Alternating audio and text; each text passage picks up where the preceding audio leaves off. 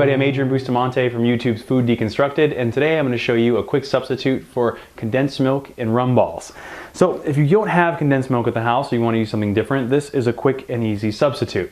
Now you're going to use 2 eggs, 2 whole eggs. Don't take out any yolk or just use the whites or anything like that. Please use both eggs.